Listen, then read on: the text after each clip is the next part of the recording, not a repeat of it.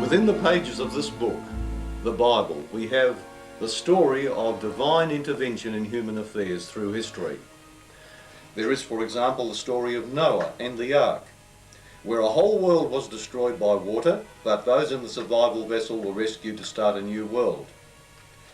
A little further over, in the book of Genesis, there is the story of Sodom and Gomorrah and their sister cities of the plain, which were destroyed by fire and brimstone from the sky. Of course, there's also that very well-known story of the Exodus and the story of Moses, the Hebrew escape from Egypt with Pharaoh's army in hot pursuit. But most remarkable of all is the occasion when the Son of God himself came down to be one of us, to walk on this earth with us, and then give his life for us. Hi, I'm Jonathan Gray, and we have been documenting physical evidence for these and other events in the Bible. Evidence such as sulphur balls that fell out of the sky and burnt up the cities of Sodom and Gomorrah. Evidence such as chariot parts, wheel spokes and so on from the floor of the Red Sea. Come with us now as we investigate these and other remarkable finds of Ron Wyatt.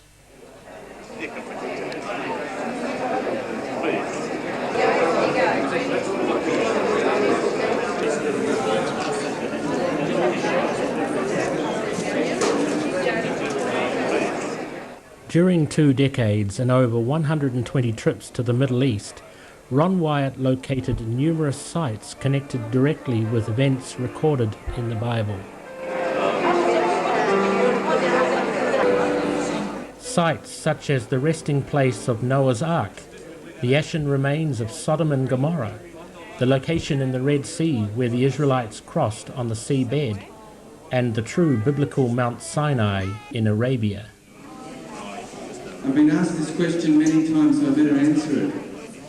I had a dear sister out there asking whether these children were mine. Where did I hire them from? And I think it cost me too much to put an act together like this with my kids. They are my children. Bloom in the flower, bloom in the spring. Most amazing of all, in 1982, Ron discovered the hiding place of the Ark of the Covenant near Jerusalem. The holy from the most holy place is rent and torn asunder as if by an unseen hand, torn from top to bottom. And if you had been standing there, you would be able to gaze inside the most holy place, there where the Ark of the Covenant was kept. And if you had looked inside the most holy place on that particular day, as the curtain was torn apart, you would have seen that the Ark of the Covenant was not there. Where was the Ark of the Covenant? The priests had continued the sacrificial system as if it was there. As far as the people knew, the Ark of the Covenant was there. Yet, it wasn't. What had happened to the Ark of the Covenant? Ladies and gentlemen, please welcome Ron Wyatt.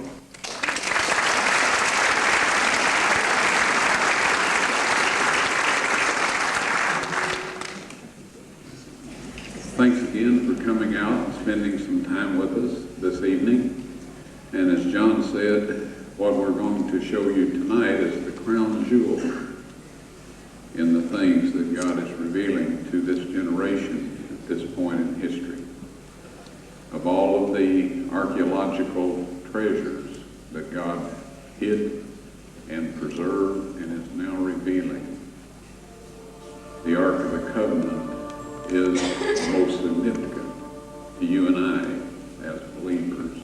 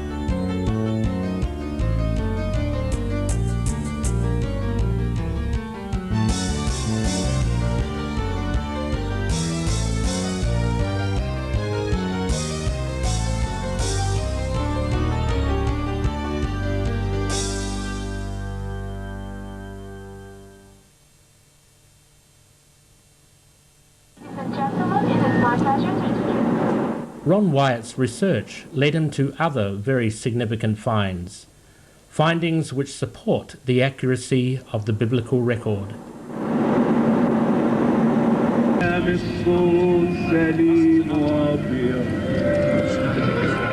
For example, the Bible records the story of the severe 7-year famine during the time of Joseph.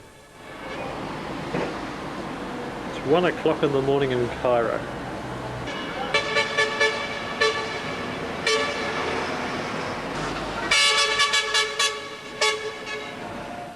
Joseph had stored grain for this very event, and during the famine distributed the grain to the starving population.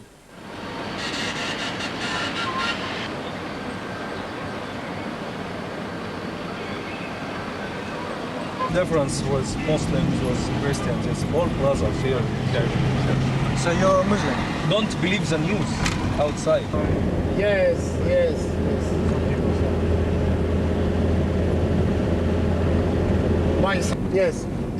Ron identified Sakkara as being one of the main grain distribution centers. And do not see you officer.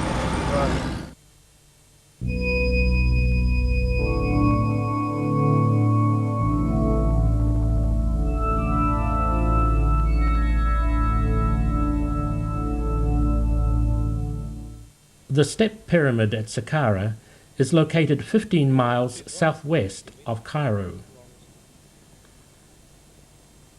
Recognized as the oldest pyramid in Egypt, it is part of a large complex, most of which still lies in ruins or remains buried under the sand. Excavations at Sakkara have revealed some unique features which, as Ron Wyatt points out, fit the Genesis account of the 7-year famine. At the base of these steps is an outlet supplied by 11 massive grain storage pits. The capacity of these grain pits is enormous, exactly what we'd expect to find from the biblical account.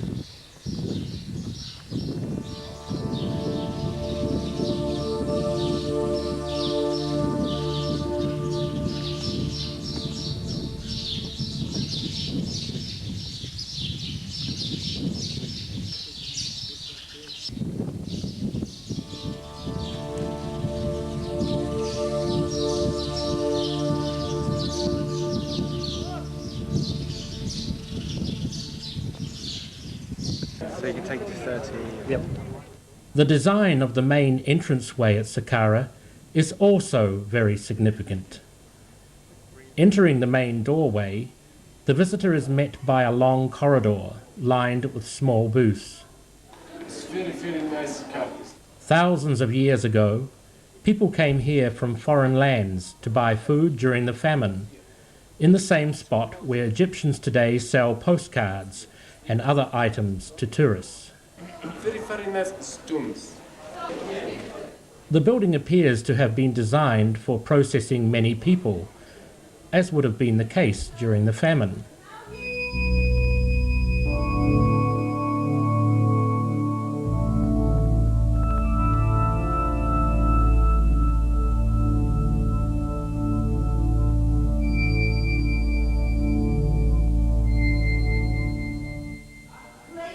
After the buyer had paid an official in one of the booths, he would then move on into the courtyard and across to the storage pits to collect his quota of grain.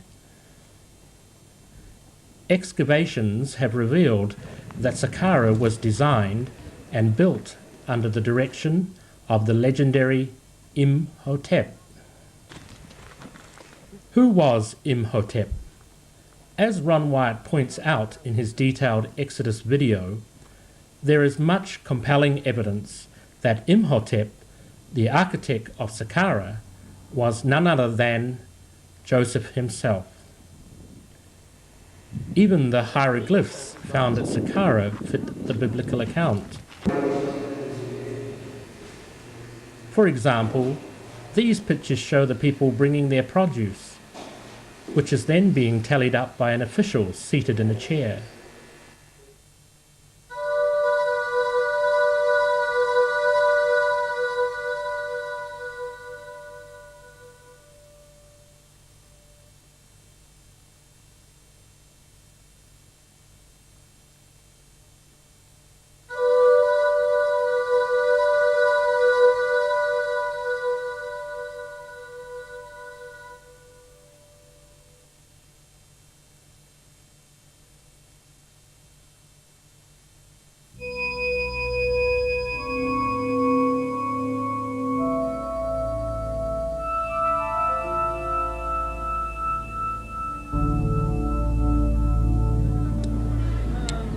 The ruins of ancient Egypt attract visitors from around the world, who come to marvel at these incredible monuments, thousands of years old.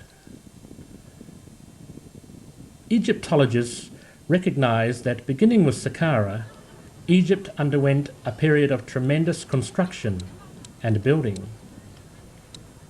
For example, the largest pyramid at Giza was the equivalent of 48 stories high and still contains nearly 60 million tons of stone.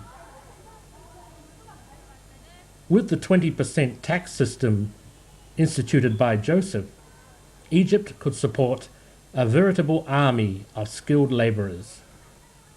The result was these colossal structures built from solid stone, monuments which have never been rivalled since.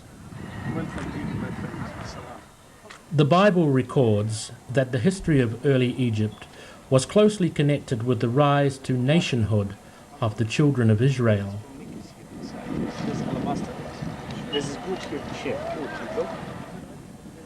Linking Joseph with Imhotep means the period that the children of Israel were in Egypt corresponds with the time that these gigantic monuments were constructed.